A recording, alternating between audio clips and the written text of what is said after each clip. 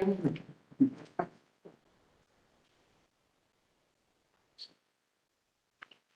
good. No. Want to call to order the Education and Planning Committee meeting here at Geneva Campus Center. And I'd like to begin the meeting as to call to order and then invite Janine Eckenroe.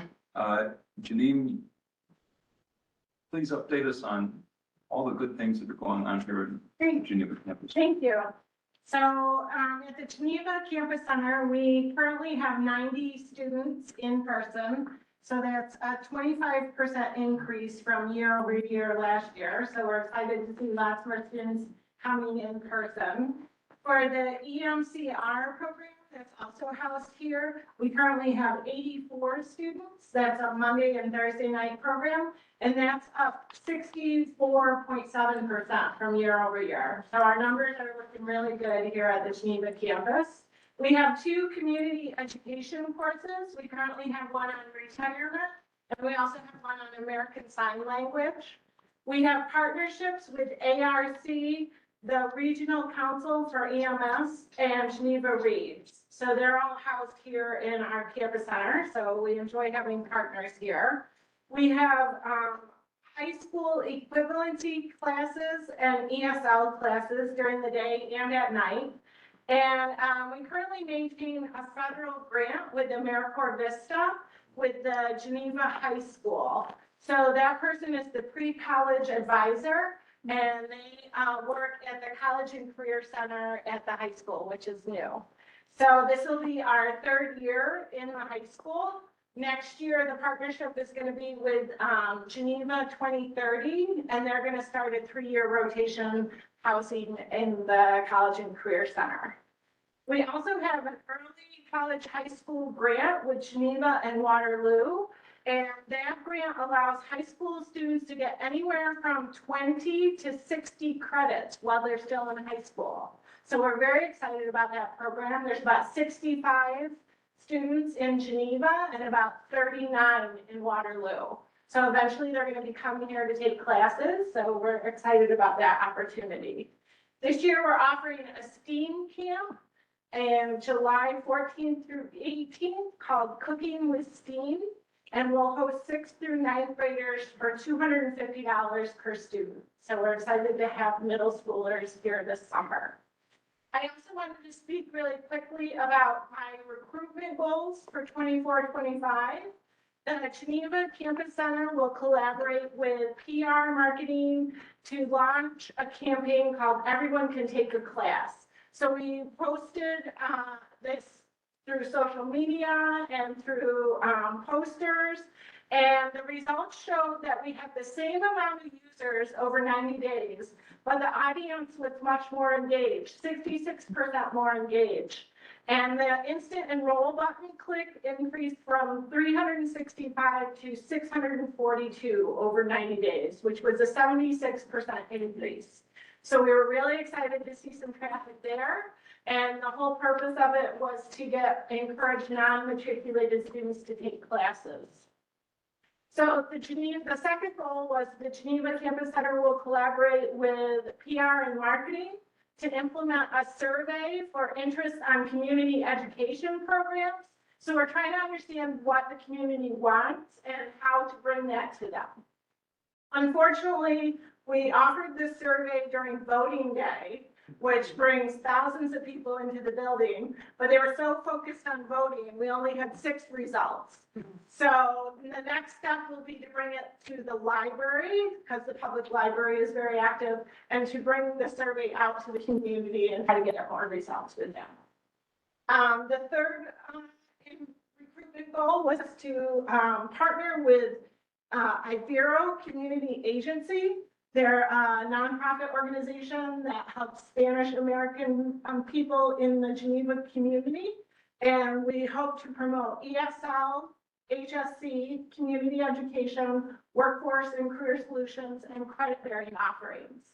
So the result of that is we're planning an open house for Thursday, March 6th from 6 to 8. So we're co-hosting that and we're really excited about it to hope to bring people into the center so that we can get more traffic. So thank you very much for your time. Oh, yeah. I just want to, Yeah. grants for the students? Mhm. Where is that? Is that a local grant? Is that a high school grant? So it's a high school grant. It's, the money comes from the state. So, High school. yes, it's the high school. So it's for 9th, 10th, 11th, and 12th graders. So every year they can stack on between Gemini classes and actually taking classes here. So, eventually they'll take classes here and possibly main campus. So the idea is, as they're moving through their high school degree, they also can rack up to 60 credits, which is great. They could get an associate's if they're really aggressive with that. So, yeah, we're really excited about the program. Thank you. Yes, thank you. Janine, thank you, and thank you for hosting us. We're really delighted to be back here in Geneva. Moving on, just a review of the December 4th committee meeting minutes. Are there any changes, adjustments, suggestions? Hearing none, we'll move on. As ever, Dr. Avedis, the enrollment update.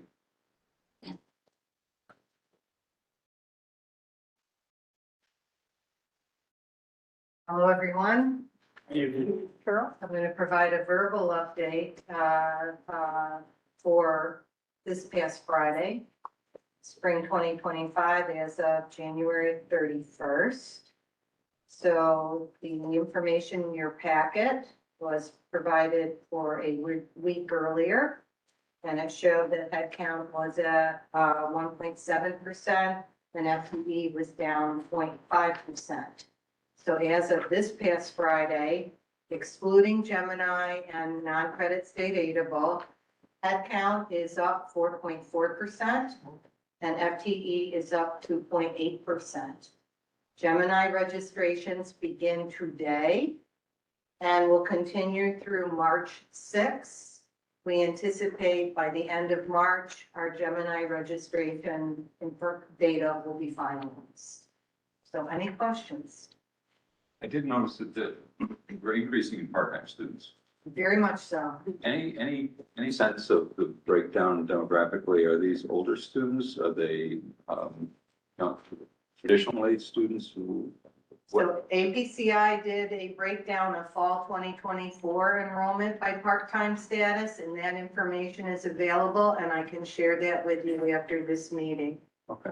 It would also be good just to understand what, as you're seeing changes, how are we looking toward the future if this is a trend?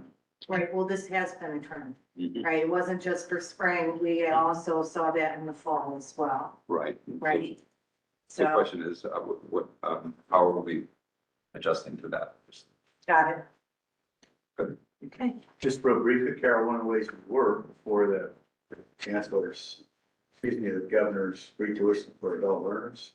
We were looking Proposed at legislation. programs for industry to get more students from industry involved based on the pilot program. Adult students. Yeah. Right, adult working students.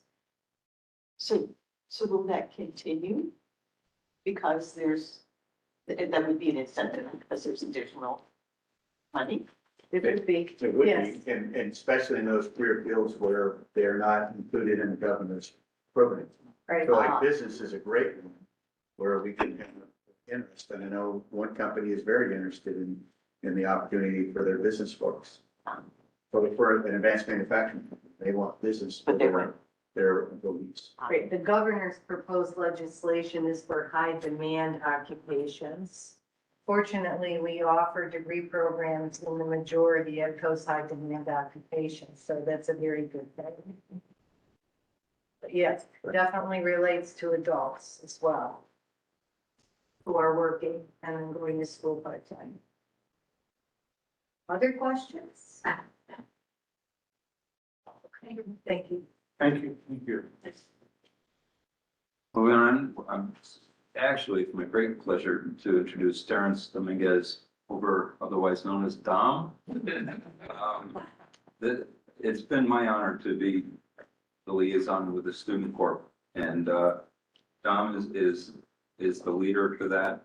right now, and it's really been remarkable. It just keeps getting better year after year, but it does, and a very high bar is being set here. So, student corp fall review and spring review.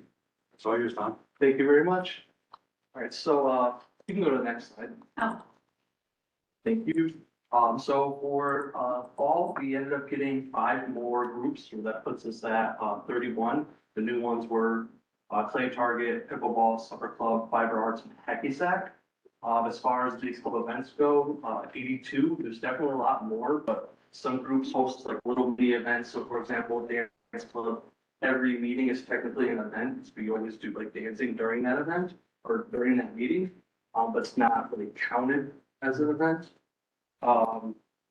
The total activities is 74, but some, we try to keep track with card swipes, but sometimes depending on what the event is, so like breakfast on the go, we don't really do card swipes. Our social media, there's been an uptick in pretty much every area for Facebook, Instagram, everything. So I think our marketing folks are doing a really good job. Do the next slide, please. So these are our SMART goals, and when thinking of these, we ended up trying to do 2 things that we can improve on and 1 thing that FLCC really hasn't done before.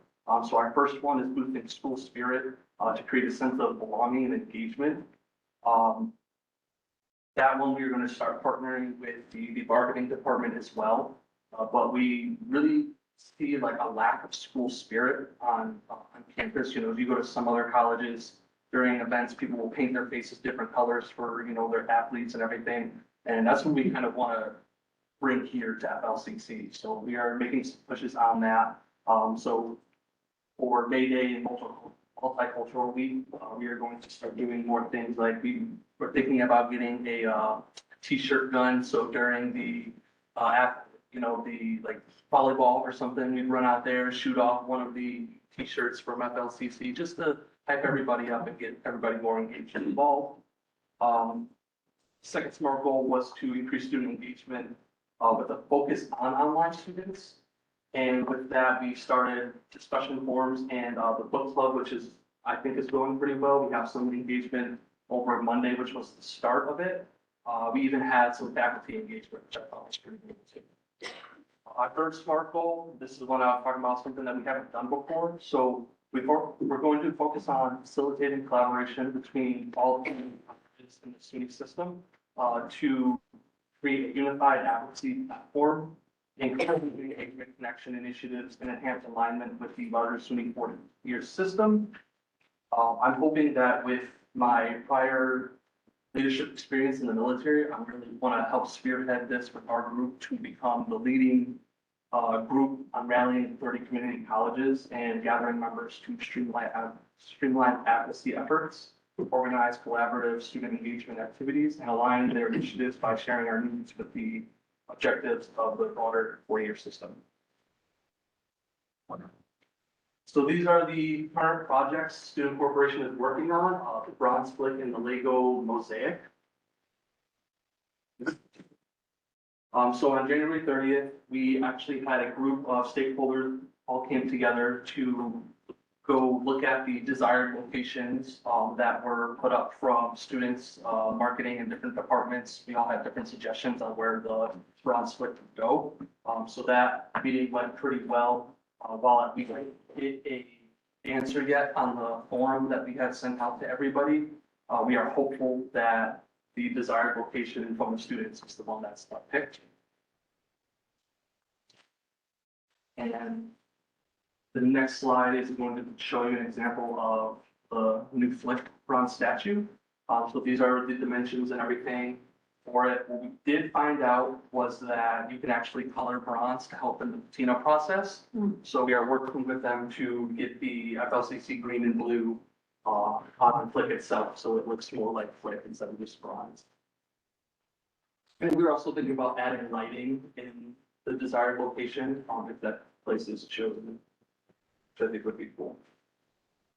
Next one is the flick mosaic. For this one right here, the FLCC Lego Club actually put this together last semester. It looks phenomenal. We are actually working with, is it Frank? Somebody here in Geneva, Frank Becker. yes, I think it's Frank's Sweet and Sound or something like that. But they're going to work on making the frame for this. And before it is actually put up at school, it's actually gonna go on display in the Buffalo Museum of Science for the Engineers Week. It's gonna be there for a week from February 16th to the 22nd, and then it'll come back to FLCC. All right, so for the spring semester, we have involvement fair that is actually tomorrow, and we are expecting a big outcome on that, honestly. Involvement fair is always really big. Multicultural week is from March 10th to the 14th. Active Minds has a walking out of like the darkness event, which I think is gonna be really interesting. That's on March 28th. As we all know, the campaign for the first generation college students, that is, I think, all semester long. Made a partnership with the foundation to invite back alumni for the revealing of the bronze split that is May 2nd. And then the online book club was last Monday, which again, we still had some pretty good participation. That's pretty much it. Is there any questions? You recently had this past semester, meeting with all colleges. And as I recall, FLCC really stood out. Oh, yeah. Can you just kind of reflect a little bit on? Yep. So student essay, well, we stood out for a few reasons. One, we actually put forward a proposal to have Active Minds as the dedicated like mental health program for all of the SUNY system, and that got a unanimous vote. Everybody voted there, and there was no no's. Everybody was a yes, which I thought was amazing. But also there are other schools that have been reaching out to FLCC to look at our policies for how student corporation is set up, because a lot of the other schools, especially other two-year community colleges, are struggling a lot with student engagement and feeling like they don't really have much of a say in anything that they do at the college, because their SGAs, what they're both of them are called, isn't set up the way ours is.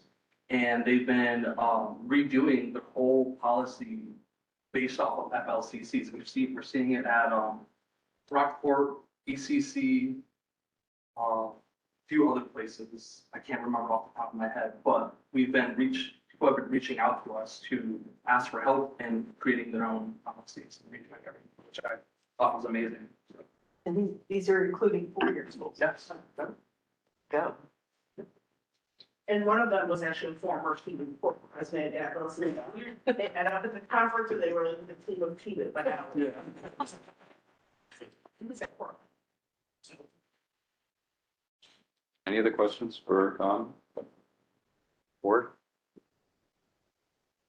Terrific. Thank you. Great report. Thank you. I'll move on to resolutions, and Jennifer Parsons on adjusting professional services roster.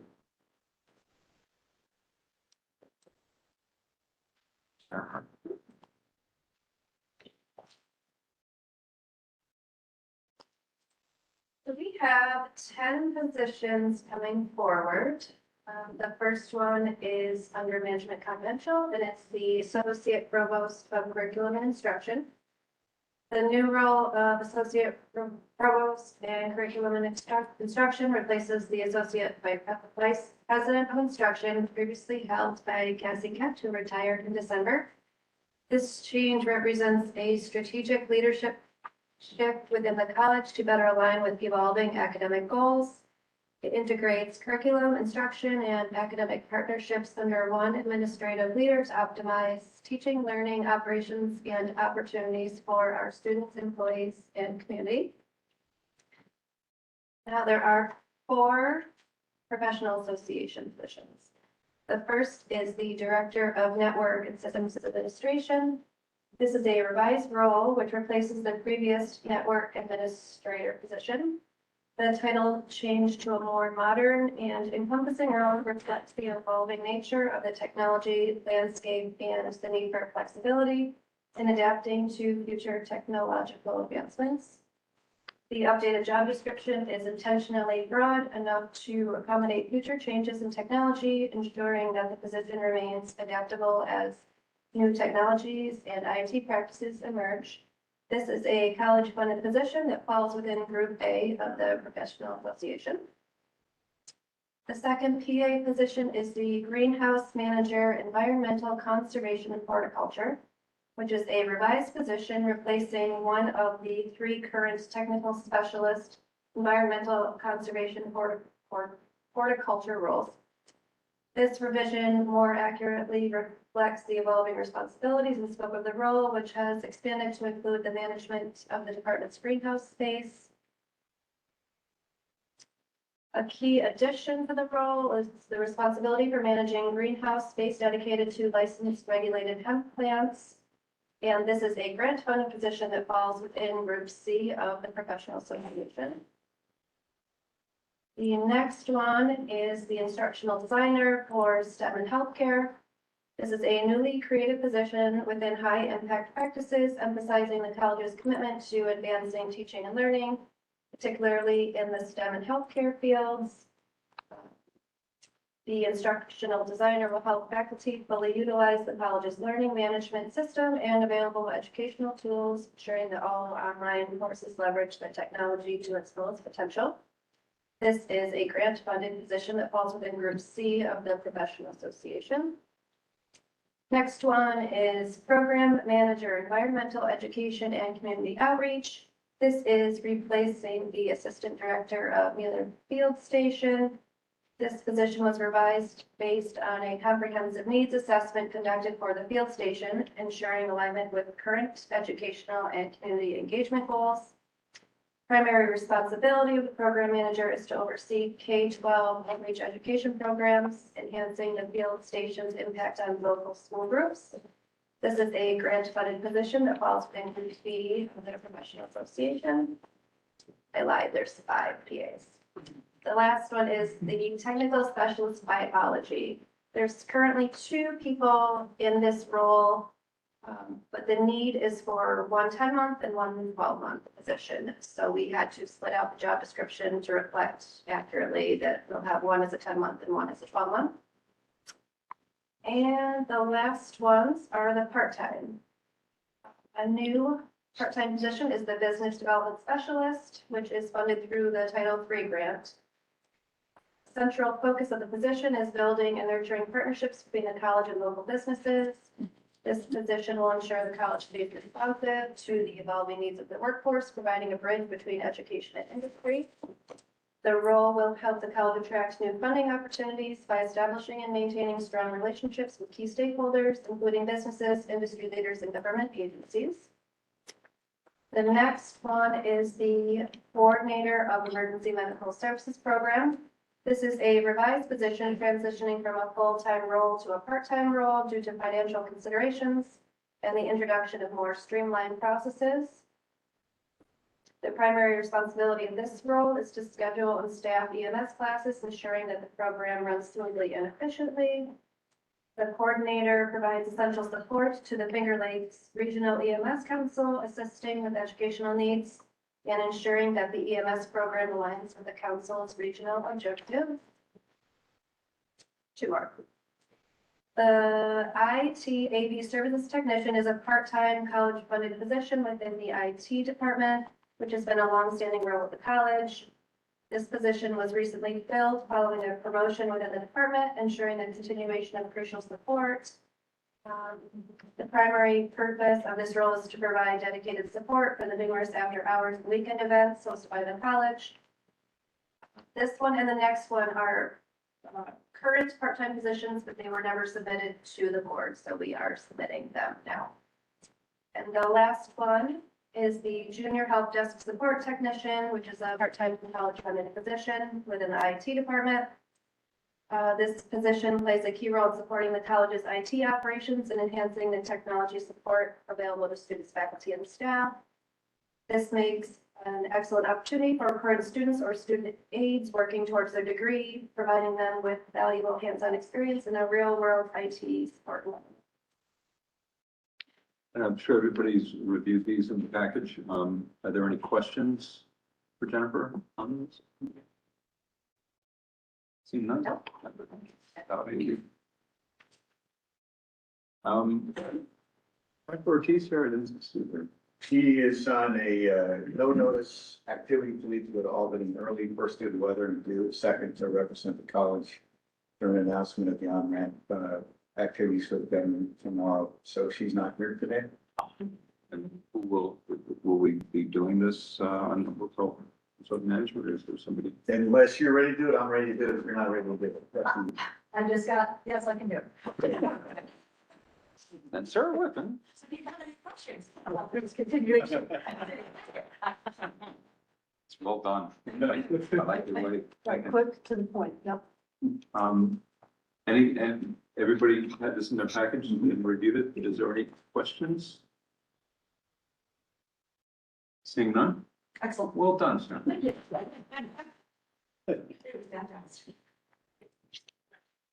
We'll move now to Kristen McCarty on our new website launch. Should be very exciting.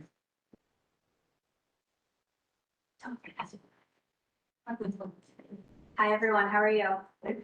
I'm Kristen McCarty, Director of Marketing, and I'm very excited to be here today to talk about a very, very long project that the marketing team has been working on for the better part of a few years. And that is we are about to get a newly reimagined, overhauled public website for FLCC at the end of the month. Great. I will take a clap. Thank you very much. Thank you. Thank you very much. Do you want to? Oh, sure, I can. We gotta go back to the beginning though, see. Okay, just, oh wait, you know, talk amongst yourselves, there we go, okay. So the importance of our public website goes without saying. Our public website is our #1 marketing tool, how we sell the college, and it's how first impressions are made and how perceptions are developed. So how our website looks, what our website says, and how easy it is for people to get around our website is of critical importance.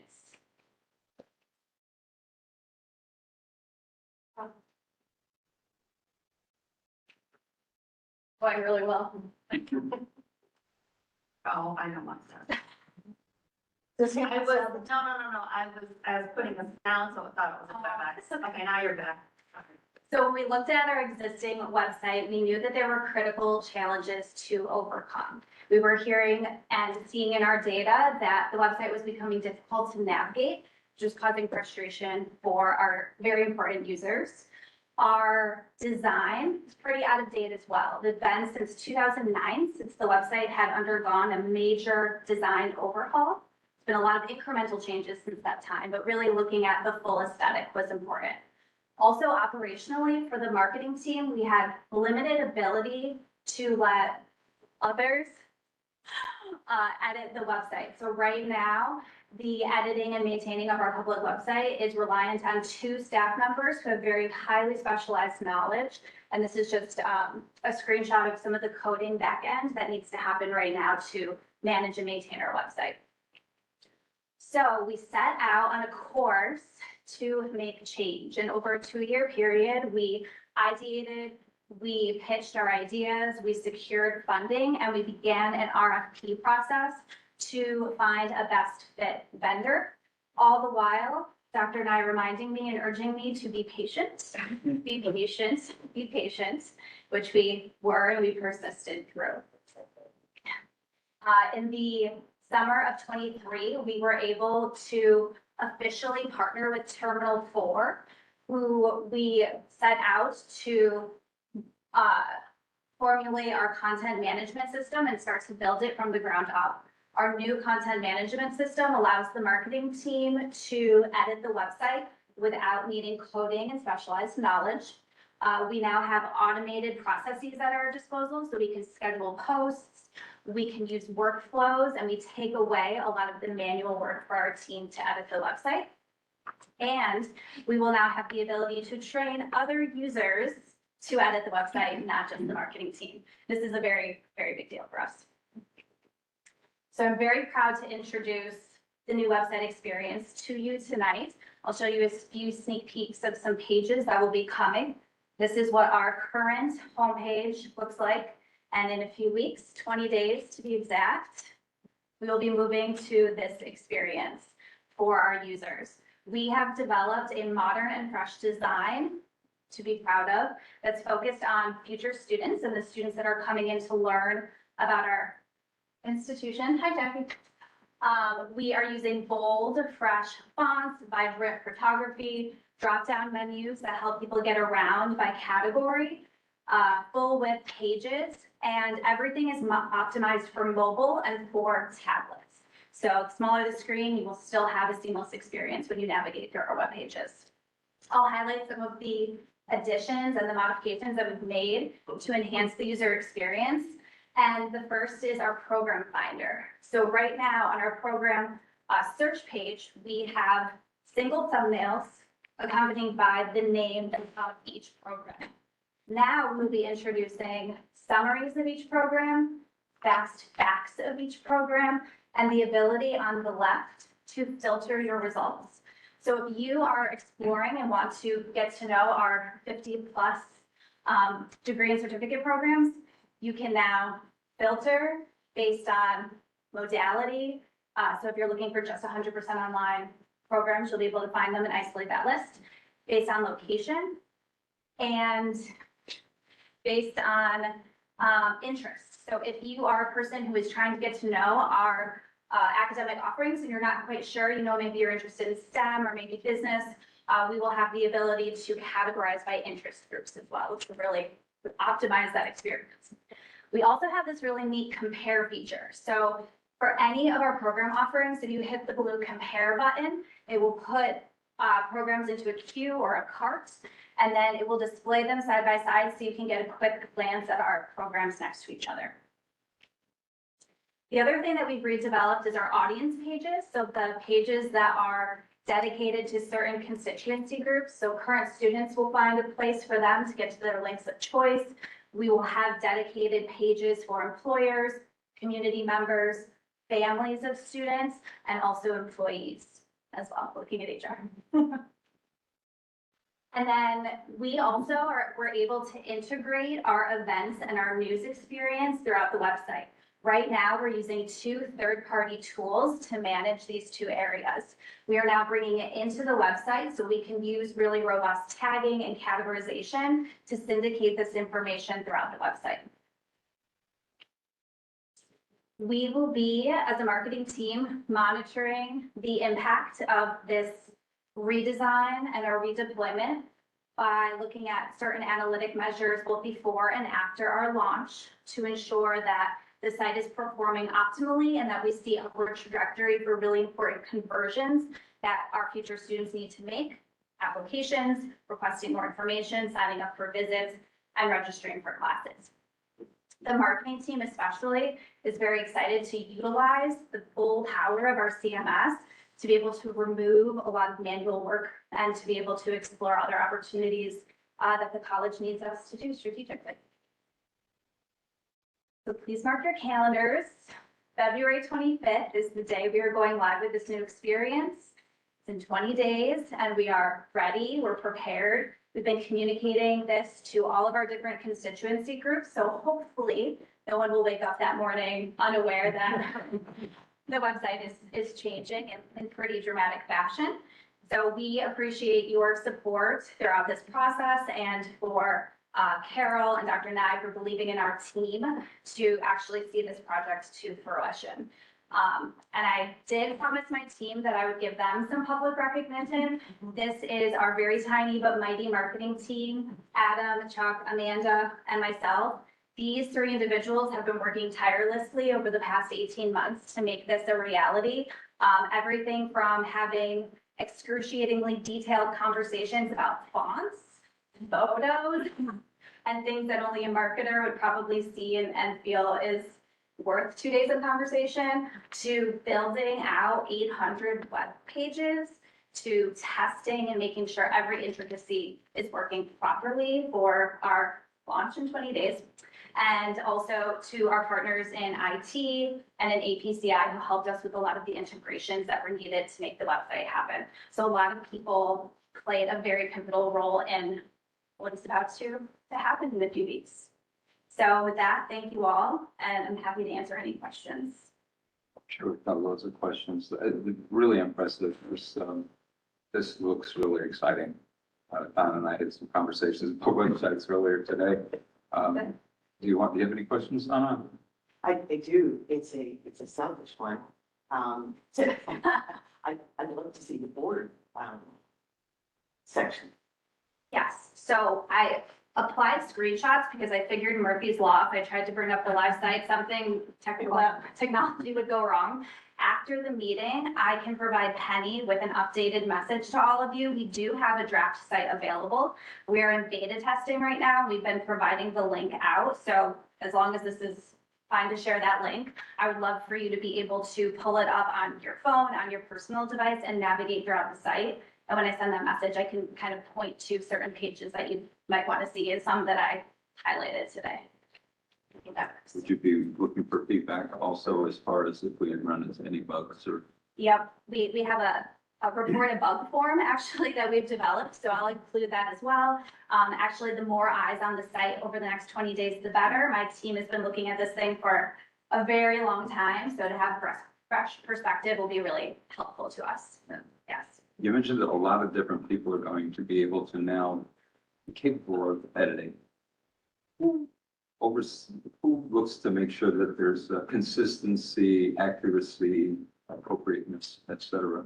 How does that work? Yeah, that's a great question. So I think that the marketing team will still be the overseer of the most important content on the web. We want to make sure that very specific pages, program pages, and missions pages are written in a way that's going to be satisfying to SEO standards, to making sure we're discoverable when someone's Googling. So that will be something that our team will continue to oversee. And we will be developing very robust training programs. So we will not be giving away the keys to those kingdoms lightly. We will be training and making sure everyone's up to date with accessibility standards, web standards, SEO standards before we would allow that to happen. It's also very new to our team. We, in our history, have not had the ability to let anyone edit the website. So we will be releasing that maybe into the wild very carefully and methodically. You mentioned Google, so beyond analytics, but how are you using Google in other ways to drive people to the website? It's static. How do we get people there in the first place? So part of the marketing department's role is also the paid advertising strategy for the college. And so we have a robust mixed media strategy where we use digital advertising along with traditional advertising to get people into the website as much as possible. And there's a lot of nitty gritty there with keyword searching and keyword bidding and leaning into and looking at what AI is doing to change the search landscape.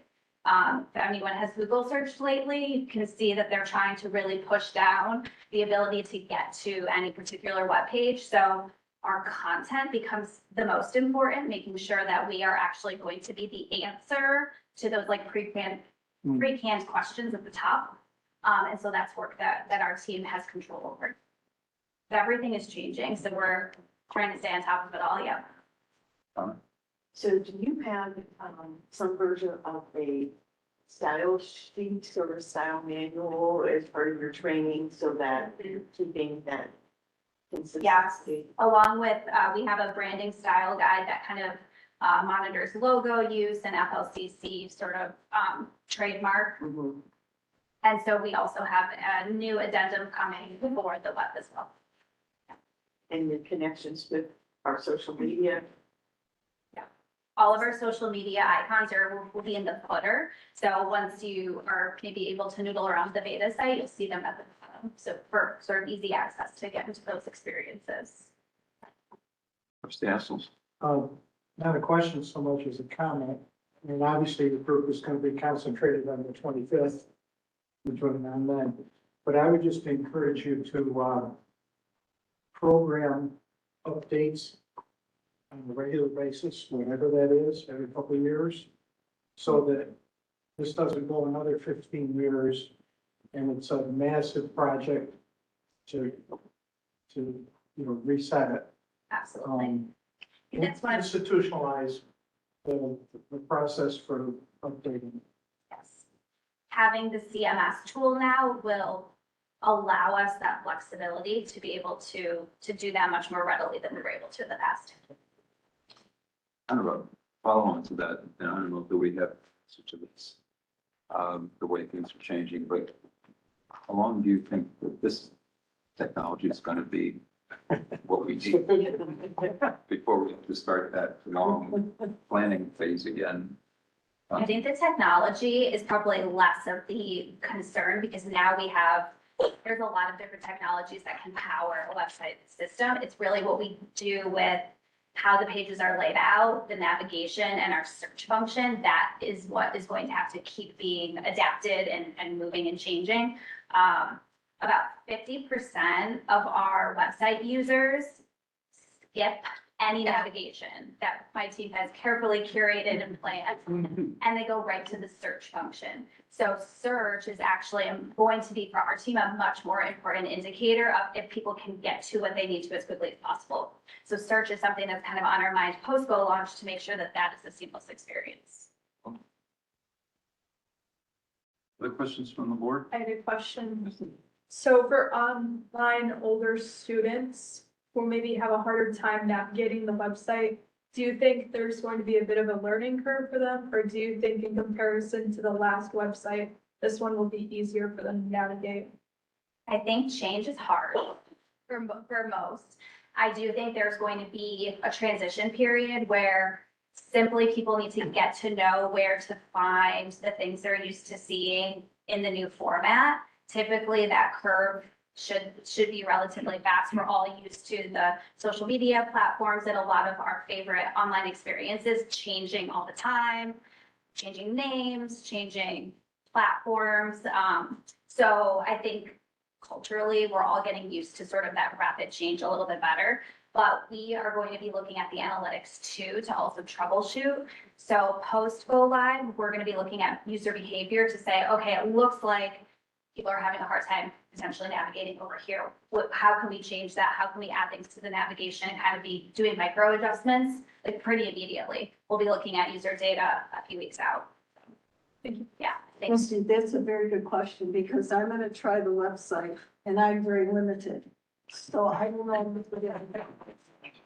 Trustee, And I will let you know. Trustee Hall. It's very political there. I know she was talking about some of the people around this table that have trouble just getting on the Wi-Fi here. Yeah. Fair. Well, Well, thank you very all much. right, thank you very much for some excellent, Thank you. really Thank exciting, you. nice step forward. Congratulations. Yeah. And now Sarah Whiffen, who always has the biggest slides of anybody. Well, In fact, on our, they're very cool, but they're new. So we have new ones. So if you can take a packet. Okay, sorry. Oh, this is different, yes, this is, so, yes, the one in your packet, this is new and improved. So thank you again for letting me speak to you tonight on such an important topic. I do apologize, the PowerPoint in the board packet is different than the one I just passed out, so if you would indulge me and follow along in your packet, that would be great. We were able to update a number of the key data points with ACPI help and tell a little bit of a different story, so we wanted to get you the most better reflection of what the first year looked like. As a reminder, because we all love our acronyms, I just wanted to take a minute and remind us what these mean. So EOP is our Educational Opportunity Program. It's been on our campus since 1967. So it's a well-established program, one of the oldest in the SUNY system. And our SUNY's ASAP program officially started in spring of 23, and our homegrown PACE started in the fall of 23. Looking at the building blocks, it's important to revisit and establish building blocks for access programs. So I'm taking a couple of minutes to do that. And the three we're talking about tonight specifically. The concepts of supporting students holistically is not new. These are decades of research that shows when the right combination of support is provided, students are retained and succeed. The building blocks that you see up here are the hallmark of the EOP program, but remain true to all new programs like ASAP and PACE. And they ensure that students have access to education, mostly for the four-year schools, but obviously we want to make sure students can come in to our systems multiple ways. There's financial assistance to assist them in attending school, academic support, dedicated staff, student development understanding so that we can meet them where they are when they arrive, creating community or communities so that they feel valued and belong. And of course, near the conclusion of their term, they are moving to the next chapter and getting support to go on for 4-year or into the career field. These projects all stemmed from the first term pilot that we started actually looking at in academic year 19 to 22 and really thinking through why are we losing our students after that first term? And we started to see that first term as being a critical moment in a student's experience. And although we had EOP and we knew how to use that same building block, we were trying to influence more students. EOP is very limited, and we wanted to bring it to a bigger place. So we started looking at that through the Title III grant that we submitted in the spring of 2023. We did not get that grant, so we did a homegrown PACE, and that's how PACE started. And then you have stop, wait. SUNY came out with, New York State with transformational funding and said, would you like to replicate the ASAP program on your campus? And we said yes. And so we started that program, which looks very similar to EOP. And we were able to get funding and we were able to earmark that. And that funding supports 2 professional staff and the financial resources above and beyond financial aid for 150 students every academic year for 3 years. And so that is designed to get students through our pipeline. So the snapshot 23-24 are 3 programs, EOP, selective. You have to apply, you have to meet academic and financial aid criteria. SUNY ASAP, also application-based. You only need to hit a financial criteria. And then PACE was working with 4 of our departments specifically for new matriculated students in their first term. No money, limited staff, and optional. But those are our programs that we're going to report on tonight. So what is our data showing us? Well, what you have in the next couple of slides is the first semester persistence. So those new students that walked in the fall of 23, and did they come back for spring of 24, and did they come back for the following fall? That's kind of that 1-year snapshot. And what you'll see here is that our EOP students are retained at a higher rate than peers. This is not surprising, this is not new. And that is why these programs are funded. ASAP also did very well. When you look at that number, almost 80% returned. That is a slight, I want to put a little caveat in there, because those students were second term students. They were fall students that were returning for their second term, and they were in very limited programs. We did that intentionally because myself and another counselor were the only 2 kind of running that shop while we were trying to search for the staff. And we wanted to choose students that were already on a pathway to success. And so that is a little bit of a different caveat. And finally, PACE. And I wish I could stand up here and show you great, wonderful numbers that really make a huge difference quickly. But unfortunately, we have to, sometimes wait a little bit more and think through what is it that we're seeing. So I want to take a moment and talk about a couple of things that we think influence this number. We didn't actually hire a full 2 additional PACE coaches, so that we had all 3 until August 5th of 2023. So that means 1 coach worked with the entire cohort over April to August. And those folks had to get onboarded, and they really didn't understand perhaps the college as well as they do now. Second, we did not have a uniform promotion of the program. Each department worked differently with each coach. They pushed in, they collaborated, some faculty didn't even mention us. So I think that also is a telling story. And third, we are still refining, but I think we're really good right now at our follow-up processes. We now have a consistent way that everyone is following up with the Starfish retention surveys. It was a little hit or miss there at the beginning, right? What is contact? Is it a phone call? Is it personally connecting? Or is it, voicemail was left? So we're trying to systemize our processes so we have a better way of looking at our data. And those certainly impacted our session. The year one retention data, so that we're looking at the full year then, right? EOP still is out there. It's got, significant difference year to year. And again, we know that it's an established program. And we said we couldn't measure ASAP yet. Too new. Haven't been able to do that full year.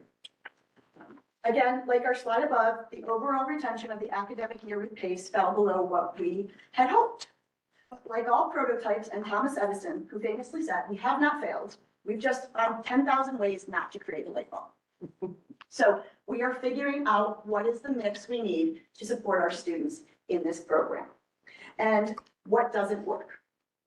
And so the next is the outcomes of note. And this is where we really want to take, we have found some really interesting pieces. The fall 23 cohort, those students that we were able to talk to that we considered active, they engaged with coaches, they had a pre-term coaching meeting. That number was about 25 to 28% of the cohort. Fall 24, we're already above 53% of that cohort. So just the tweaks of fall to fall, we're seeing changes. We have staff and we're getting ready for onboarding Title III. And I think what PACE has really done is let us learn some lessons when Title III comes in the next 2 months. And we are already onboarding new success coaches. We literally welcomed them 2 weeks ago. They are learning about the institution. They're ready to learn about PACE. They're ready to integrate into the the new student registration process. It's not going to be presented as so much optional, but rather it's going to be embedded into the checklist because all students will have that opportunity. And so PACE is still voluntary. It still will be voluntary. So our hope is that we are going to push enough students through our programs with better communication, better marketing, better streamlined systems that talk to each other, that we will see a much higher active engagement than what we had seen. Another interesting piece, students of color that were engaged with PACE were retained at a higher rate from term 1 to term 2. Now, I'm not exactly sure what story that tells yet, but that's a really interesting story that we want to dig deeper into. Also, we want to know about programs. Are there specific programs that seem to be doing better than others? And what about those programs can we emulate in the larger PACE Title III success coaching model? So we are working with ACPI to look at our data better and differently. And we have seen an increase, as I just said earlier, with the way the students have started to engage with us now in fall 24. And there is some interesting information about the way students may have off-boarded previously. The PACE students may have off-boarded in a better place to come back. But that obviously is a different, lever that we weren't quite expecting. But if they left with W's versus all F's, that's a win, but it's a different win than what we were thinking it was going to be. So we need to think through that more strategically and identify how to leverage those conversations better moving forward. And what don't we know? Right? What is the impact of things that we haven't quite uncovered or we're starting to uncover that we need to still tell the story about?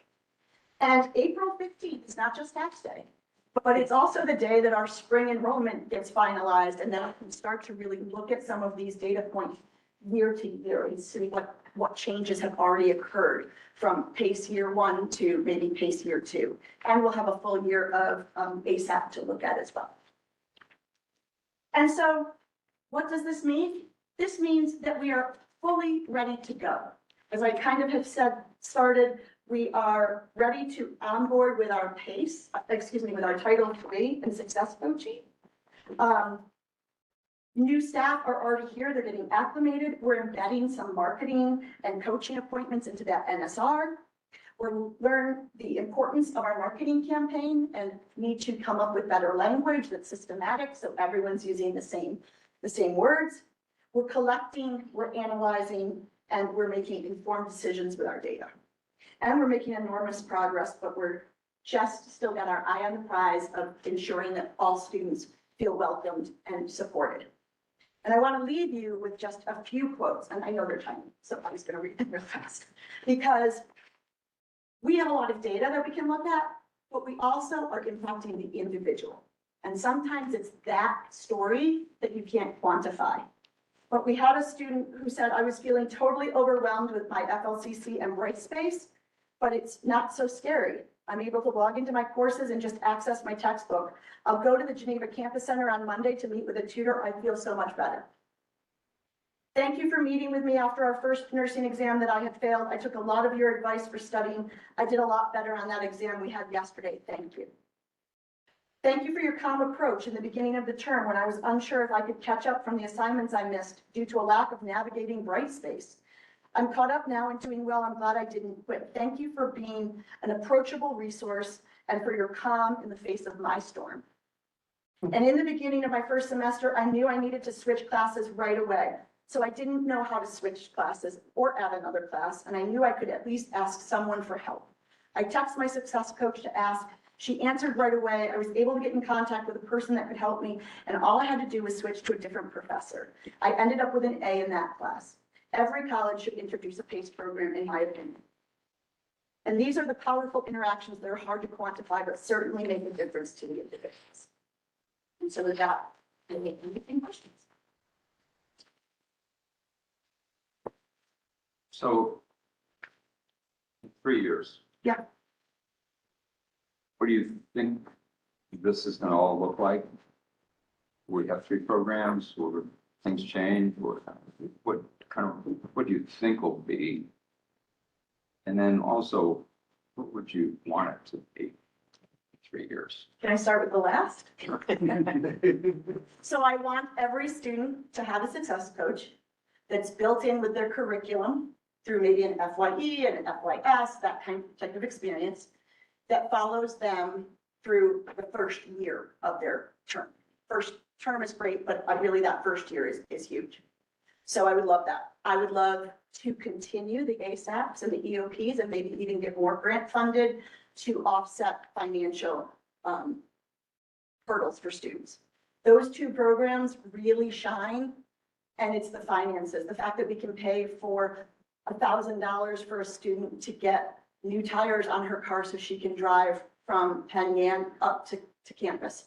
The fact that we can pay a heating bill for a family. The fact that we can get textbooks for students free. So I would like to see the PACE world embedded into the streamlined experience of a college student. And in 3 years, we'll be halfway there.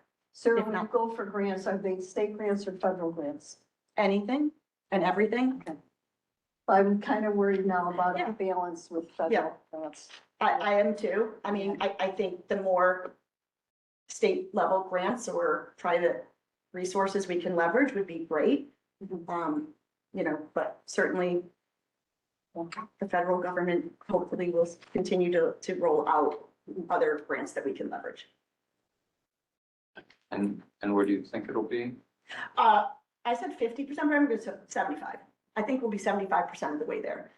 With Dr. Ortiz's leadership on FYE and looking at that with our Title III, we're going to be moving in that direction. So I do think we have the building blocks to get there. There will always be hurdles, right? I think we'll need all 3, or They do serve different purposes. could it be one size fits all? Or should it be? I don't think it should be. Could it be? Possibly. That's fair. I think there are different needs of different students that we need to think through. Yes. And sorry, you had, I know you told us this before. That's okay. I can't remember that the four identified programs for PACE. For PACE, yes. They are computer science, social sciences, nursing, and health science and human performance. Those 4 departments. Would you see that continuing to be a limited program? Would you? Title III has allowed us to cover all 9 academic departments that have students enrolled. So matriculated students, all first term, all matriculated students, regardless of full-time, part-time, et cetera. If they're matriculated, they will have a coach. That was what Title III allowed us to expand to. So you may see that branching out. to Yeah. departments. Yeah. Other questions from the board? Sarah, as ever? Great stuff. Yeah, thanks. With that, bring this, Education Planning Committee meeting to adjournment. I'll take a motion to adjourn. I'll second. Second from.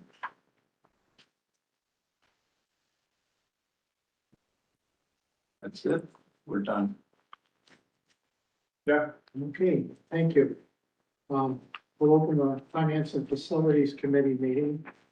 And just the first item, is Trustee Russell connected to us at all? He's not coming in. Okay. With that, the, first item of business is a review of the December 4th committee minutes. Are there any comments or questions about that? Okay, if not, we'll proceed. We have the annual campus security and fire safety reports and. Oh, there you go. Okay. Hello, everyone. I put together a statement just to keep myself on task mostly. I was Google, so I wrote it myself. First of all, thanks for having me today, and I'm going to talk a little bit about the safety and security report that you have in your packet, 65 or 66 page document. And I'll talk a little bit about Cleary, and then Jason wanted me to talk a little bit about some of the things Campus Police does or are doing to kind of keep you safe, the campus safe.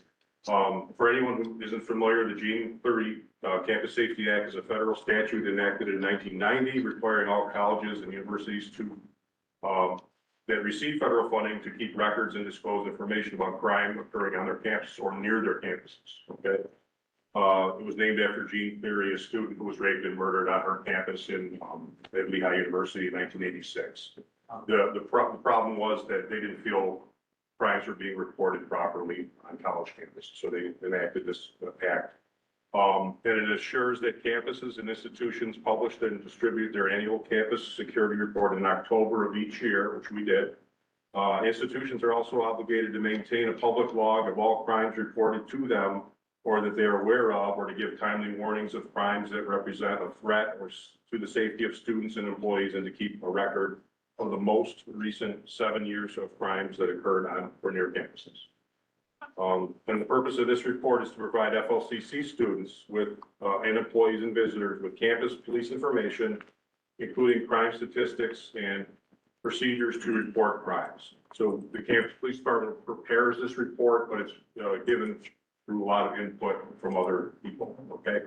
All our local law enforcement agencies are canvassed in June. We send out letters anywhere we have a program, any jurisdiction we have anything to do with FLCC, we ask for them to report any crimes related to Cleary to us. We compile that data. We also ask our campus safety security people on campus that are identified. We email them, we don't send them a letter to report the same kind of things to us as well. So the report in your packets represents the 2024 campus safety report, which actually gives the statistics of 2023, okay? And, so that data gets collected over the summer. And then we put it together by the end of September and have that report issued by February. We submit our report to the education department. It has to be certified by them. Once it's certified by them, I get notification back. I send that to Dr. Nye and we have that on file. So that was all done this year in a timely manner. And what Penny put up here, we have to put the last current year we're looking at and the last two before. So 21, 22, and 23 is in your packets. That's page, I think, 63, 64, and 65. So when I look at what happened in 2021, what happened in 2022, and what happened in 2023, I really don't see any significant changes in crime. There's variations and differences, but there's nothing that I am concerned about safety-wise, worried about patterns of crime, trends, or anything that I'm really at alert right now. Okay, and I think if you read this and take a look at this, you would believe the same thing. We are going to have to add one more category for this coming report in 2025. We're asking for hazing incidences this year. It was a new Biden thing right before he left. He signed up an act that we have to report all incidences of hazing. That's something new. So that's the report. As far as that, are there any questions about the report itself or any of the things you see that? Yes, sir. Just one, I agree that there's nothing that really frightens me here. But it does look like over those 3 years, there was more, I guess, what you might call sexual violence. It seems it's a small trend. Is that, do you see that or? I do, and the explanation for that simply is in 2021, we really didn't have that many students on campus. We didn't have a lot of things going on. We were slower. 2022, we built back up, coming back from the pandemic. 2023, we were full blown back in, full blown. We had 360 people in our residence halls.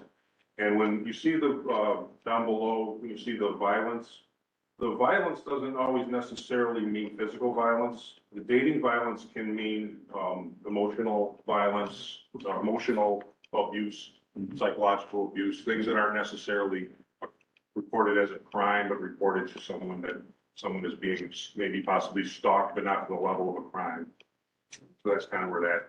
So yes, it's a little bit of an increase, but like I said, I'm not as concerned about it right now. That's a great perspective. I appreciate that. Thank you, sir. Okay, there's no more questions on the report. Just a quick synopsis of some of the things we do and we've been doing. All our officers are keeping up on mandatory training, CPR, weapon, baton, rifle. We added the rifle program and training and certification for our officers. We added the stop the bleed packets or kits in our patrol cars, and we have one in our office. I'm ordering more for all the AED boxes. So we have a real nice kit for stop the bleed. I know that was brought up at one of the meetings, and that was a request from you when we made that happen. We've continued. We have training in the crisis negotiation, de-escalation, crisis intervention, mental health, disability awareness.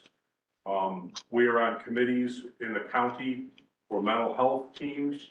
We sit on the committee for that. Countywide threat assessment team. I go to all the crime coordinators meetings every month, so I hear about all the crime in the whole area. I get to hear all the crime, and I luckily get to report because we don't have anything to report from FLCC. So works out pretty good. We're on a countywide threat assessment team. I am on the Ontario County Safety Council. Last year, we gave one of our officers an award for saving a life on campus at the awards banquet. That's every March. We have another one coming up this March. FLCC puts an ad in that banquet booklet every year, and that's a very nice thing to advertise as well. We have about 300 people usually come to that dinner. I'm on the Ontario County Traffic Safety Committee as well. If you've seen the texting warnings around campus at the exits, those are from them. We got those put up on our street signs. We have a couple more to put up as well. We're working on some new camera installations. We're replacing some of our cameras with more modern technology. And we're kind of phasing that in because it's very expensive to do that. So we're not doing it all at once, but had a lot of help from the college to get that going. That is going to be starting very soon. Those cameras are going to have a little more technology and some analytical ability to bring us really up into the 21st century here. We added the red button to the desktops at the college, so that is an emergency button that someone can hit to let us know that they're in trouble if they don't have the ability to get to 911. That's another feature that we had help with the IT department to get going. We have the campus safety president's committee, and I know Misty's on that, and I wrote a nice memo to Dr. Nye, I believe, came out pretty nice. He told me it was an A, he would have preferred it was a B, because there's a lot of stuff on there. But it was good, it was great, because we got all parties involved, staff, faculty, you name it, and we all got together and said, what can we do to make this campus safer? We came up with a lot of things, and we've been working on them. A lot of help from facilities. They were able to go and take all the classrooms they were able to do and make them so the teacher or the professor can lock the door from the inside in case they have to barricade themselves in an active shooter situation. Instead of having to go outside, try to lock the door with a key and expose them.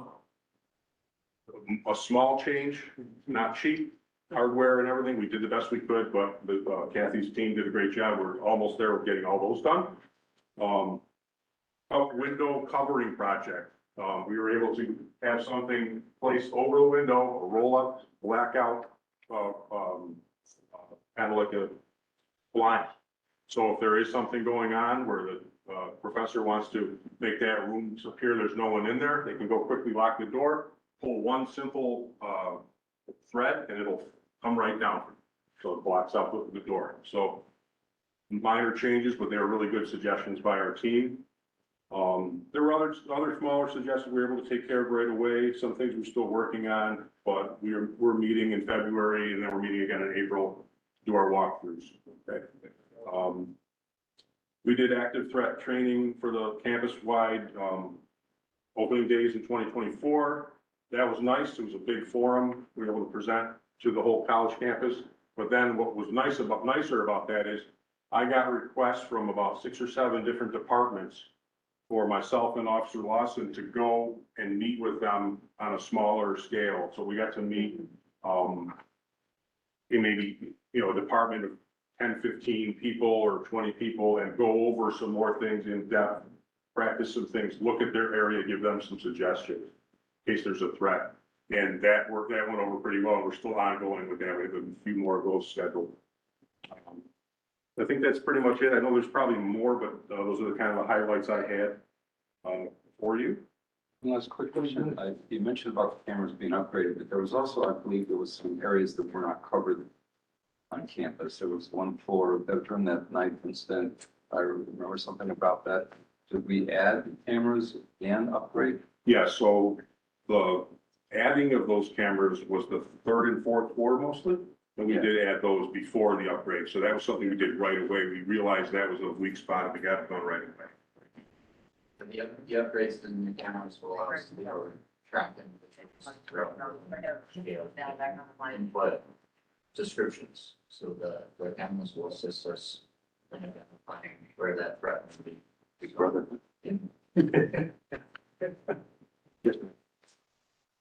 So my question stems from a personal experience at college, but are you working with training the night staff for the people who were there in the labs, like the music recording studio or the media lab or somewhere, people who were there when there aren't a lot of students on campus? My episode was the maintenance staff told me where to go when there was a fire drill, and I got locked into the quad by myself at night. Not good. And couldn't figure out how to get out, and I didn't know who I could call to say, come get me out of here. And so I was just there a long time, and somebody said, well, maintenance staff should never have told you to do that. So I'm just interested in knowing how that coordination happens these days. Okay, so we do train the maintenance staff once a year, and usually it's in January, we have it scheduled probably for later this month. So they have a lot of, sometimes they have some turnover, so we'll try to hit on that again, that's a good point. We've done all the library staff, including all the offices up on the third floor. We've done some walkthroughs and some training of individual different departments, so that, because they're there off hours and different hours too, later at night. But we would definitely look to hit anybody else who's there in the evening and wants to come, listen to some more training. Thank you. Any other comments or questions? If not, thank you very much. Thank you. Thank you, appreciate it. Next on the agenda is the budget update and the finance report. Jason will walk us through that and some other items. There you go.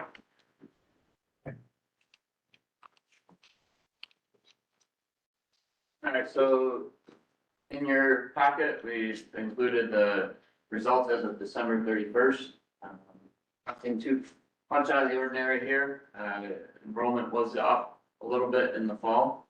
The number is a little bit higher because of our Gemini fall enrollment increase as well. I do expect that to level out as we get into spring. I do, looking even at the spring enrollment with a current increase of FTEs about 2.3%, that's not reflective in this number. These numbers back in December, I think we were showing about a 10% decrease in FTEs as we ran the December 31st. So we had a larger increase as we get through January. So when I bring the January results, you'll see that we're very close to budget. And that doesn't include our Gemini. And you'll see a big difference between when we compare January 31st of this year to January 31st of last year. So that will be more telling as we get into the January results. Jason, can I ask one question? Sure. Mostly because I forgot. Yep, Under the other county category, yep, is that just the chargeback? that is just the Revenue? chargeback revenue. Okay. Yep, yes. Again, that's higher than last year because our Gemini students, we do earn a little bit of chargeback revenue from that. So that is reflected in this number. All right. Just refresh my memory. The chargeback revenue that comes in, is that coming from other counties on a rolling basis, or do they make like semi-annual payments? Most of it is billed approximately 30 days into the semester. But we do have some rolling enrollments that come through. And then, so we bill the first tranche 30 days in, and then Gemini enrollments come through, we rebuild that. And then there may be some other late start courses that happen, and we pick up and refresh that. So 30 days is our cutoff for CRs to come in from the students. And that's when we're allowed to bill the counties, so. Okay, thank you. Expenses, if we can scroll down. Again, we're on pace. I have broken out adjuncts and overloads, as it was messing with my projections, so I had to break it out. I thought it gave more insight into kind of what makes up instruction and support. So instruction and support is your full-time faculty and some other support staff. Your overloads is what the faculty overload rate, and also some professional association employees do teach courses, and that is included in that. So another question. Yep. Related to that, and if you can't answer it now, that's fine. This historically, or over a number of years, the overload budget is that as a percentage of the instruction and support budget generally pretty much the same, or does that fluctuate? It fluctuates. It would depend on the course offerings that we have. It looks at certain departments. It looks at if we have a heavy department with adjuncts. That also plays into how much is fed into overloads versus adjuncts. So Okay. But I could provide that at a later Yeah, date. but if you're really gonna do an accurate trend analysis, Yeah, you tell me you can't just do it on a lump sum basis, you No. gotta break it down to. yeah, what we're talking about. yeah, yep. And then if you scroll down the supply and expense, it does look out of whack this year compared to last year. Again, our Gemini scholarships and the increase there from the fall has impacted that. So as we get into the March, April timeframe, once we recognize the Gemini again, we should see some flattening out of the supply and expense categories. So Any questions on the budget? Just FYI, it's not critical. I'm just curious, the amount of money that that our county pays out. We know what that loss is, like, So what they pay to other community right, colleges. versus what we get back in. I can find that out. It's in their annual report that they submit. You can see. A couple of years ago, it's about 1.2 million. They don't pay out a lot. Not a lot of students go to other places. We have a lot that come here. To us. So, for instance, Wayne County pays, this is 2 years old, the data, Wayne County paid 4.4 million for chargebacks.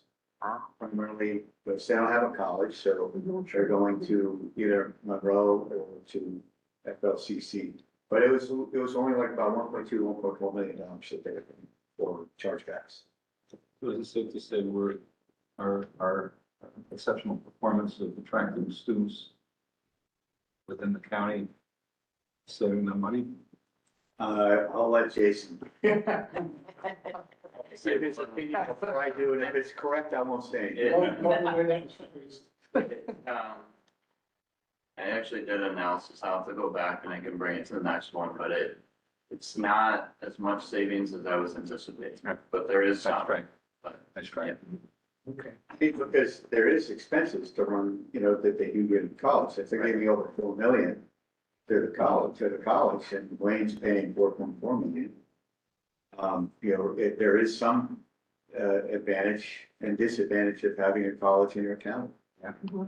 In terms of what you need to do, because you don't pay for capital expenses and things of that nature. When you don't have to worry about the operations of the organization. So I think you're right. It's kind of a wash. Yeah.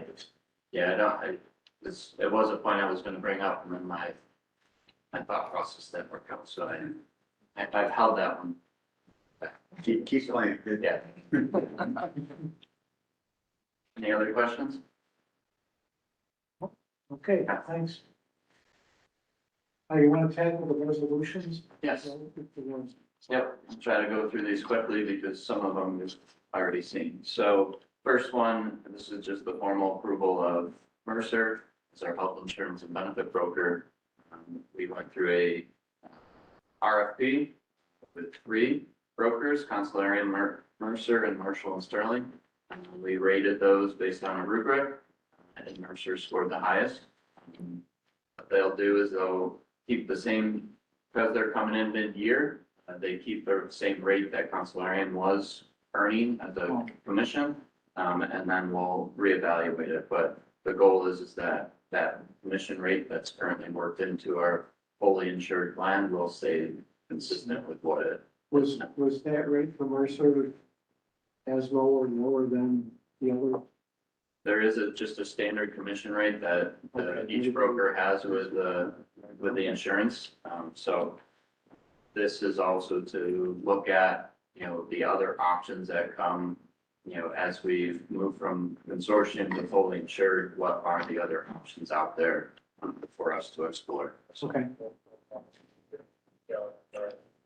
The next resolution is our operating budget amendment. This is to add our grants. And so after a year of working through our grants and our budgets and our expenditures, we have come to, where we are with grants. The grants that we have for a year 1 budget is 5.3 million. Most of that is our DLT award that we had where we put technology into rural school districts, as well as our Title III, which was $450,000 that we have for 1 year here. So that's over a 4-year engagement. So the next resolution is for our sponsor contribution, which they increased our sponsor contribution by $150,000. This was approved in their December Board of Trustees or board meeting or supervisors meeting. So it does reduce the use of our fund balance that was previous in our operating budget of $150,000. So I just have to send this all back through to SUNY, so that's why we're talking about it tonight. The next few are just renewing of bids. The first one is our janitorial services with Victor and North Campus Centers, with Shine and Sheen. Sheen is Shine. Yeah. So, that is, that first one, and then the next one is our,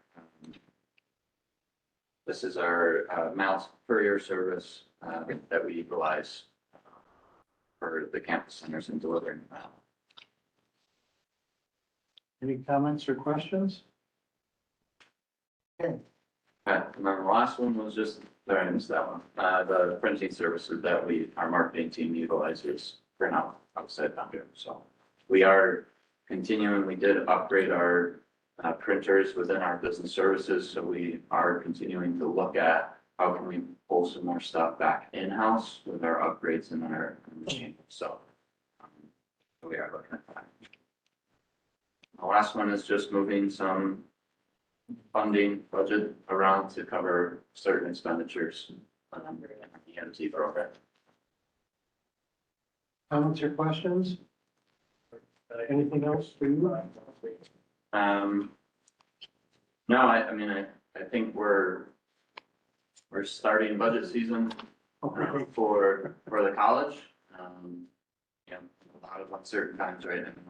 When it comes to where the federal government's coming. Now, we already been signaled that federal work study SCOG funds will be declining next year for us, therefore impacting students. The other signal that's come out is also our Pell.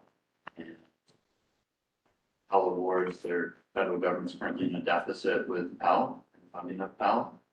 So again, what's that impact to our students and what does that do from an overall enrollment? So more to play out there, but you know, I think that's of concern on the forefront.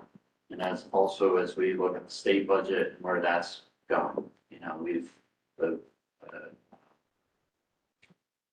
free enrollment for our adult learners could generate more FTEs into the college, could help, you know, if there are adult learners that can't pay tuition or fulfill that tuition obligation, help them cover that tuition bill. So more to learn from that. You know, George, you've been working hard on the state and trying to get more funding, and you know, we'll see as the one budget comes out what that looks like. So. Okay, Okay. very good, thank you. Yep. Thank you. Being no further business, I'll entertain a motion to adjourn Sunday meeting. Brent? I'll make- John? Chris? All those in favor? Thank you. Okay, I'd like to call the Board of Trustees meeting for February 7th to order. Is there anybody that wants to address us?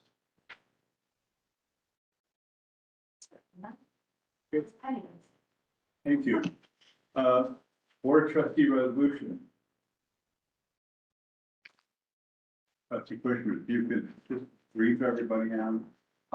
This resolution is our board chair the authority to work with attorneys that are being retained and paid for by NYCCT. And in the event that we need to challenge the resolution by the SUNY Board of Trustees on certain procedures regarding the selection and renewal of presidents. Anybody have any question on that? Okay, I need a motion to approve the consent agenda minutes and resolutions. I'll move. Second. All in favor? Thank you. Any old business? New business?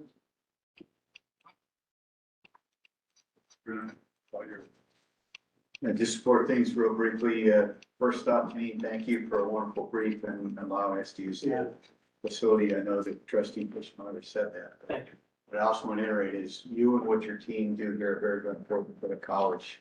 And I know you're out in the exterior sometimes, but please know, appreciate what you do. It was hard to get all the things you're doing, so thank you.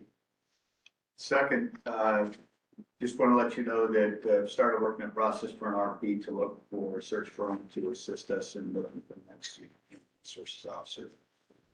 And so we'll be going through that process in the next couple of weeks.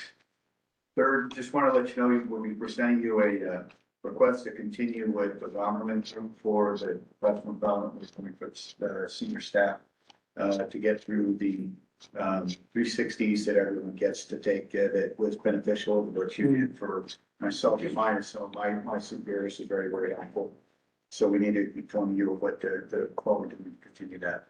And then finally, to piggyback off on what Jason just talked about, about federal funds and so forth, I think we should soon at least anticipate or assume fewer federal funds coming our way in the future.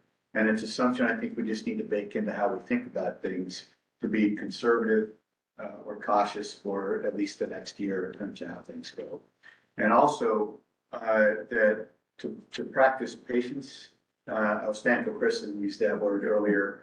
There are so many things going on that we have absolutely no idea how to react or what to do with them right now. And it's very frustrating for our community.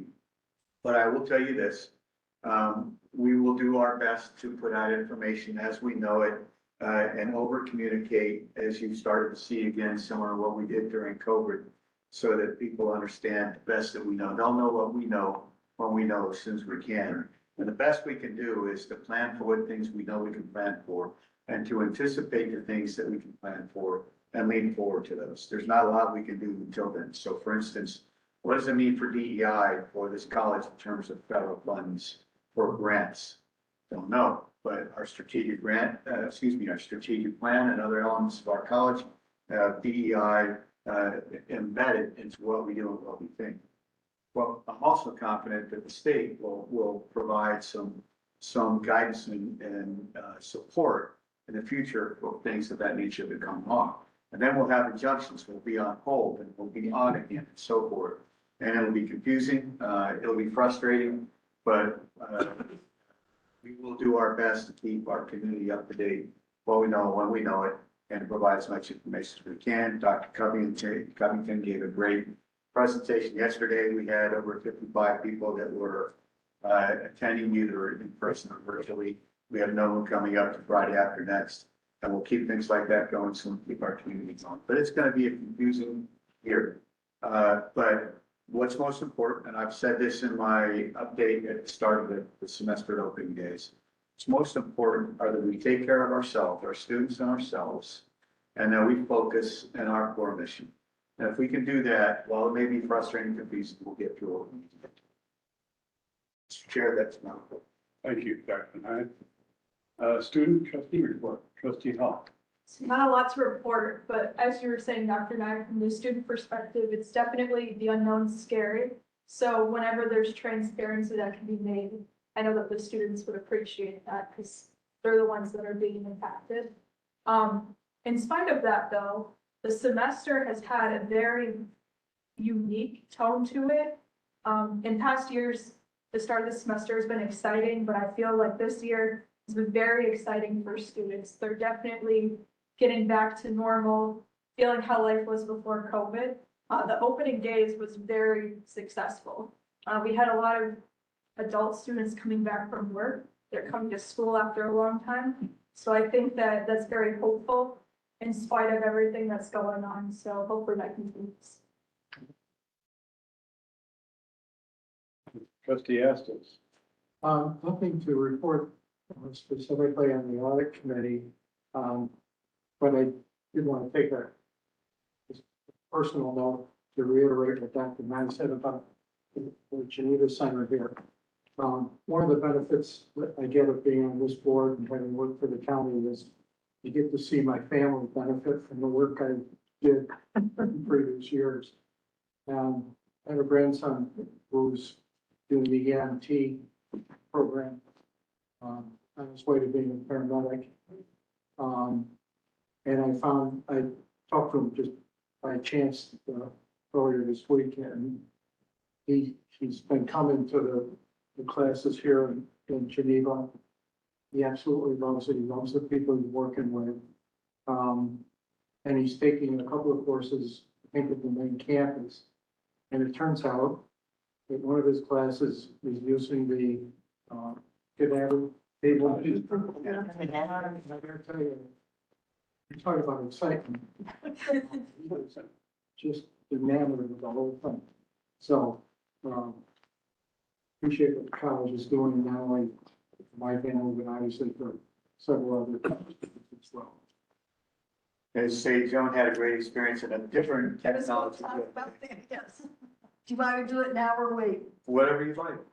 Yesterday, I had a group of women come up on campus, and Dr. Christine Parker did the HoloLens demonstration for about, I don't know, 30 people. And it was incredibly amazing. For any of you that have seen it, you know, just the demonstration itself, people just could not believe it. And these are mainly ladies too, my age. So, you know, they're not very technology oriented. They've never seen anything like this before. So this was just an incredible treat for them. The second part of that was the comments made about Professor Parker, how knowledgeable she was and how incredibly enthusiastic she was about her program. And that made just as big an impression as doing the demonstration. And it just made me feel really good all over. It was just wonderful. And Carol had an opportunity to do it too. She had never done it before. And so we're going to have to get together and talk about some of our staff that has not done this before, so they have an opportunity to do it. It was just really great yesterday. It's great. Yeah. May I add one more positive feedback? Yes, you can. I was having technology issues at work and ended up calling my contact at Blue Tide. Turns out he's a graduate of FLCC, and we spent a long time talking about it. He was effusive. He could not have, I should have recorded what he was saying. It was a huge testimonial at how the level of instruction that he had, the support that he got from people, the classes that he went to, how prepared he felt, and now his son is in the program as well. It's great. Just thought I'd pass that along in the IT section. Hey, Trustee Mahalik, Board Development. Steve Martin and I, Steve has requested a meeting on February 27th. I believe we're going to get together and spend time on the work he's done on the presidential search policy. And so as soon as we review that, we'll set up another time for the next board development meeting. Very good. The association report is in the packet. Trustee Guides Foundation. Two things, Vintners and Valentine's sold out in less than 2 weeks. So if you don't have your ticket, you're out of luck. And we did have a foundation board meeting in January. And I would like to now point to another CCFL staff member, Bree. Bree had an incredible year in bringing in a great deal of money. And I'm sure at some point you'll go over that with everyone when we have all the final numbers. So the foundation had a really good year too. And thank you, Bree. Trustee Cushman. There was no court meeting, but we had a heck of a presentation by Don. We did. I mean, just to follow on, what we were talking about with federal funding. I would also say watch out with the state also, because I don't think folks realize that a small amount of employees that they're trying to wipe out in Washington are the ones that actually process the money that goes back to the states and gets redistributed in the form of grants from education and things of that nature. So there's an invisible trickle down that is significant. So having us focus on what could be possible is I think important at this point. Anything on NYCC2? Oh my gosh, what do I begin? Well, for the immediate, we are going to be in Washington this week. Trustee Mihalik, myself, and Dr. Nye will be in DC. We will be meeting with Claudia Tenney. We'll be meeting with Chuck Schumer. We'll be meeting with Kristen Gillibrand. Dr. Nye and I will miss the Gillibrand meeting, I think, because I was able to, NYCCT was able to coordinate a series of meetings at agencies that provide grants. And we have 12 presidents that are going to join us for that. It was a little touch and go for a while because suddenly nobody knew, can we even talk to you? Can we not talk to you? Do we have an agency? Do we not have an agency? But it's all moving forward quite a bit, a lot with NIST, which has to do with manufacturing, which has to do with chips, a lot of that, USDA, Department of Labor. So these are the folks that that do coordinate the money that goes from Congress for that purpose. They structure the grants, and they never get a chance to talk to community colleges, because community colleges are typically left out of those conversations. The four-year colleges really suck up all the oxygen, and we got a real positive. We were positively received last year, and the other, there's a couple of things that can come out of this. I think that are really positive. That these folks also look for experts to put on their committees to help evaluate grants, and that with a room full of presidents, that's like prime hunting ground right there. So there's an opportunity for some of our presidents to actually start to get involved in that aspect, which the insights are just amazing in what you can do with that knowledge.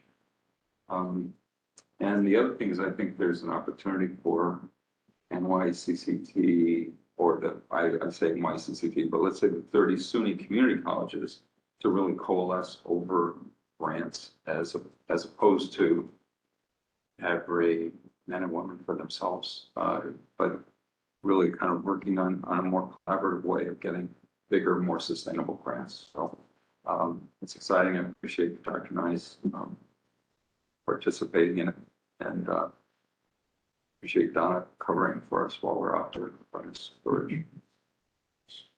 Pull up some money. Thank you, Trustee Griffin. No, but can I clarify one thing? Absolutely. Donna, you mentioned presidential search. I'm not going where that, no, this is just Just a policy. policy for long term.